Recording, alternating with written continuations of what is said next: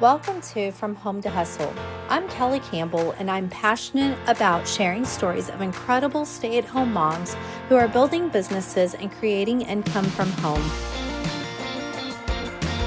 Well, hey everyone, welcome back to From Home to Hustle. I'm your host, Kelly Campbell. Today's guest is Dionna Lee. She is a widow mom of three, a faith-filled writer, podcaster, Christian grief coach, and the heart behind Outnumbered by Chaos. She is all about Jesus and dedicated to helping Christian moms navigate grief, find healing, and create peace in their faith, families, and home. Dionna, welcome. Thank you. Thank you so much for having me. Yeah, I'm really glad that you're here. Your story, which I'm going to let you kind of share a little bit about your background, but your story is no different. Well, okay, it's a little different, but it's no different in the sense that you found your calling in your loss. You found your calling in your need. And there's a lot of people who are like in trenches right now and they can't see a way out. And it's in those trenches that maybe God is calling you to do something with that. But I want you to introduce yourself, give us a little bit of a background, and kind of catch us up to speed. You're a homeschool mom, and walk us through your story. A little bit about me. I am 35 years young. I have three wonderful, amazing kids that are from 16 all the way down to two. So my life in my house is chaotic. And yes, I am a homeschooling mom. I'm actually homeschooling two of my kids right now. Um, One is 7 and then the other is 16. He's a little bit more independent. And gosh, my background, my story. So just kind of a quick overview. I married my late husband in November of 2021 after we were together for 6 years.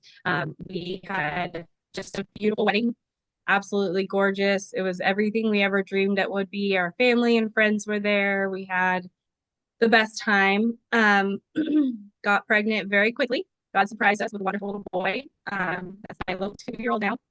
And then, unfortunately, 6 months almost to the day after we were married, my husband collapsed and passed away suddenly.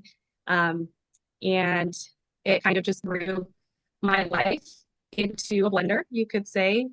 Um, Shortly after that, I also lost my full-time career that I had been working in corporate healthcare of almost 8 years.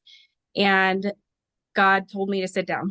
Mm. So it was at that point that God said, "Hey, I've got something else planned for you, and this is what you need to do." And that's kind of where it started. You know, tragedy and loss is so great, but even in the middle of that, the Lord can still use it. And it's really inspiring that in that season that the Lord was like, I got you. Sit down. Let me just show you what I have for you. So tell us a little bit on the business side of things. So you're sitting down, you're listening to the voice of the Holy Spirit. What are some of the things that he started downloading to you to start doing? Yeah. So the first thing I felt really called to do was I've always been an avid writer. It's just been one of those things where I've kind of took pride in the fact that, and not to boast at all, like I'm not tooting my own horn, maybe a little bit, but in high school, I remember, and even college, whenever I would write something, my first draft was always considered like a B+ paper. So very little revisions. People always complimented the way that I write and spoke, and I feel I've always been able to communicate very clearly through my writing. And so it was November or October of 2022. Um, I felt very strongly the Lord telling me to start a website, Outnumbered by Chaos. And so I created this domain and I just kind of sat there and I was like, what now? What? And he started to like help me to realize that the chaos that I was feeling in my life, my own grief, becoming, a single mom of now three, um, no job, no understanding of where I'm going. I'm not the only one that was sitting in that space. I'm not the only one who's gone through trouble. And especially as moms, I feel like there's so much pressure on us to do everything perfectly that if we aren't in that perfect space, we tend to hyper criticize ourselves Mm, and feel like we're not being the super mom that we need to be, mm-hmm. you know, and that chaos ensues and you feel so overwhelmed as a mom that you're like, I can't do anything. I'm Mm-hmm. just failing everywhere when that's not at all the truth. And Right. so God showed me that, excuse me, that his purpose for women and for mothers and households is to thrive through that chaos because we can't avoid it, Yes. but Yeah. we can live and we can love and we can have purpose through it. So that's, Well, that's really good. Okay, so the why behind your business was just going through this loss and realizing, okay, I'm not the only one that goes through grief. And grief is huge. Like grief comes in many forms. It could be the loss of a loved one. It could just be a loss of a job. It could be a loss of identity. Like sometimes we go through grief because we've lost a part of ourselves. We lost our identity, our self-esteem, our security, things like that. And so grief is huge. And so out of this, you decided to create this Christian grief coaching program. Okay. Like how was that? Was this something that like you were able to kind of walk through yourself and find the healing behind that? yeah. So, actually, another little part, I don't know if I mentioned this previously in our conversations, but my original thought for Outnumbered by Chaos was nothing to do with grief. I wasn't going to talk Mm, about it. I was as far removed as I could be, um, because death is something that I've never been comfortable with. And so mhm, for a very long time, I more so was in survival mode and I was just shoving it down. And then in actually June of last year, I lost my only sibling and my only brother um, suddenly, very, very suddenly. And that's the point where I shifted and I said, I crumbled essentially because I had all the flood of losing my husband and then the grief of my brother and I couldn't ignore it anymore. And I got to a mhm. point where I said, I have to deal with this. I have to feel through it. I have Wow. to write through it. Yeah. And that's where the grief coaching portion of my business was born because that's where I realized, I can stuff this down, but it's poisoning me. I had physical manifestations of my grief that were Right. affecting me every day. Hmm. And so That's true. it was that point where God said, you need to deal with this. And this is how you're going to help other people deal with it also. Wow. It's not God's design for us to be stagnant. It's one thing to like we go through loss, we go through heartache, but it's not God's design for us to be stagnant. Whether or not you are waiting on, you know, all the resources, all the information to start the business, or the perfect timing or whatever, we're not meant to stay still. And so you, even in your situation, and again, not many people will identify with that type of loss and grief, but they can identify with the fact of something's keeping me from moving forward. Something's keeping me from stepping out, whether it's an insecurity, whether it's an uncertainty, whether it's this fear. Like you said, for you, it was like, I do not want to talk about death. Some people may be like, I do not want to talk about financial loss. I do not want to talk about poverty. I do not want to talk about the messy middles. I don't want to talk about all this. But sometimes the Lord uses those messy middles to make a message out of them. Absolutely. Actually, that's my experience is that God takes whatever you have walked through that's been your biggest struggle, your biggest hardship, and he says, there's a reason for it. This is your Hmm. purpose. He doesn't put us through pain for no reason. He has Hmm. his ultimate goal is for every single one of us to lead ourselves and our family and others to Christ and to his kingdom. Right. And we all have different ways of doing that, whether it's through like what you're doing, giving people hope for their future and their finances, Hmm. or other people getting in financial freedom. Yes. That's so good. That is so good. Okay, so what challenges have you faced of starting your coaching? You said you're a writer, podcaster, you're the heart behind Outnumbered by Chaos. What challenges have you faced? I mean, like, has it been marketing? Has it been some like negative, what have you faced? Oh, so many, so many. Let me count So thy ways. yes, where do we begin? To be honest, it's that self-doubt and that self-criticism, Mm, that imposter yes. syndrome that tells you you are not good enough, you'll never make it, you're gonna What? look You've like a dealt with fool. that? You I know. Such a what? shock, right? I thought we were No, as moms immune to the imposter syndrome.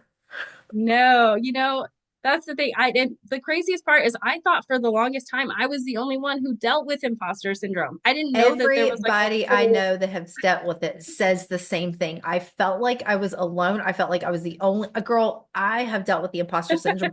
Every now and then it'll rear its little ugly head, Mhm. and like it's one of those noises that I have to be like, shut up. Yeah, exactly. You have to be willing to shut it down and to challenge it and recognize Ooh, that I'm going to imposter. stop you Oh, for a second. go Some ahead. people just shut it down, but you said to challenge it. Yeah. Let's go there for a second. Because the imposter syndrome is going to happen. When you are starting something, you're going to feel like you're copying somebody. You're going to feel like you're not authentic. You're going to feel like you're not original. You're going to feel like you're just this copycat mirror. Like, why do I need to do this when it's already being done 100 million times over here on this other side? But it's going to come. It's going to rear its ugly head. So not only do you have to tell it, be quiet, you have to shut it down. Can you talk about that? And yeah, you have to recognize where it comes from because Mm-hmm. those intrusive thoughts that we have that tell us we're not good enough or we're not smart enough, those aren't from ourselves. Yes. One, it's from the enemy, or I learned through therapy. Therapy Mhm. is helpful. I love it. Anybody, don't be ashamed. That's right. Two, it is it could very well be words that other people have spoken over you throughout your life. And so Hmm. if you struggle in school or you struggled with certain things in your life, those voices come back up that say, I can't do this. I'm going to fail. People are going to laugh at me. And you have Hmm. to recognize who you are, Yep. not only just as a person, but who you are in Christ and who God says you are, because that's the ultimate authority right there. When I show up to places or whenever I'm about to do something and that comes on me, that imposter syndrome, like, who are you? You're just like this homeschool mom. Like, what are you doing? The best way that I like shut it down is I start telling myself, no, you're a child of God. The Lord has created this space for you. He's the one that opens doors. You're here for a reason and not by accident. You have something to give. Like, I will literally speak to my soul. Like, what does David say? Psalms, I think it's 127. It says, bless the Lord, oh my soul. Like he's speaking to a soul. You're going Mhm. to bless the Lord. You're going to, bless the Lord, oh my soul, and forget all of his benefits. And that's exactly what I start doing. I start telling my soul, no, this is who you are. You're a child of God. He's created this. You're meant to be in these rooms and you're meant to sit at these tables. Yeah, absolutely. That's exactly like the Bible tells us life and death is in the power of the tongue. As a Hmm. man thinks in his heart or woman thinks in their heart, so are they. And Yeah. so when you speak those negative things over yourself, that's what you're going to feel. And you're going to Hmm. walk into that room ashamed. Or you start speaking that saying, I'm a child of God, I'm a daughter of God. He has a plan and purpose for my life. You're Yeah. speaking that into existence, Hmm. into the what God had for you. That So is good. Okay, so you dealt with some imposter syndrome. yes, a little bit. And I'm sure it's one of those things that it'll rear its ugly head, so you know how to deal with it. So what has been like your what has been your favorite thing so far of just saying yes to the Lord and walking in this and writing and podcasting? Like, what has been your most favorite thing? It honestly, it's been such a beautiful journey. Like Mm, it just been amazing. My favorite thing is the stories. It's the stories that I get to meet other people and I get to mm, hear what they have walked through and hear how the Lord has changed their life or even the wow. challenges that they've gone through. And the fact that God has given me a unique voice to be able to speak to that and to help them through the challenges, is a blessing to me. So just that kingdom impact is my favorite part. My favorite thing about like From Home to Hustle is meeting incredible women like yourself.